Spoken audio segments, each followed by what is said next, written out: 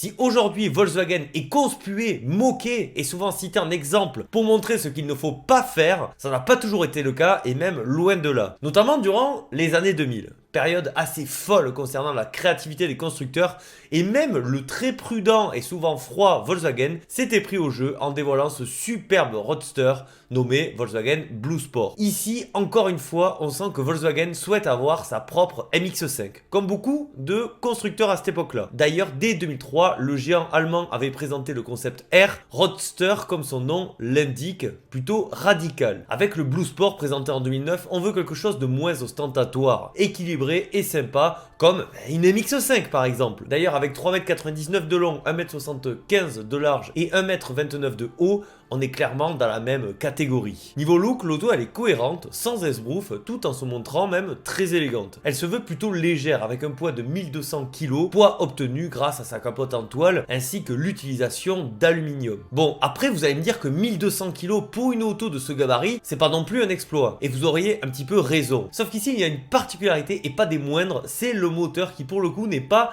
hyper léger, vu qu'il s'agit d'un bon 2 litres TDI, oui, ça pique, d'une puissance folle de 180 chevaux. Et oui, année 2000 oblige, le diesel il est partout et même chez les petits cabriolets sympas. Malgré tout, niveau performance c'est pas mal avec un 0 à 100 abattu en 6 secondes 6, une Vmax au-dessus de 220 km/h et surtout une consommation mixte de 4,3 litres en moyenne. Après, est-ce qu'un diesel est sportif? Je vous laisse me répondre à cette question dans l'espace des commentaires bien évidemment. Moi, je vous lirai et je prendrai mon popcorn. Ce qui est tout de même très drôle, c'est qu'avec un réservoir de 50 litres, l'autonomie annoncée, elle était au-dessus de 1000 km. Un rêve pour tout amateur, par exemple, de voiture électrique. L'habitacle est lui dépouillé au maximum et ça fait plaisir. Tout est brillamment pensé et je pense que vous l'avez vu, même si ce roadster n'arrivera finalement jamais sur nos routes, et c'est vraiment dommage, l'habitacle, il aura été largement repris sur l'Audi TT de 3ème génération et ça c'est top, tant je trouve à cet intérieur une classe intemporelle. Finalement, Volkswagen, au niveau des cabriolets, ils auront sorti assez récemment le T-Roc cabriolet que j'ai eu la chance d'essayer. Clairement, c'est un esprit totalement différent et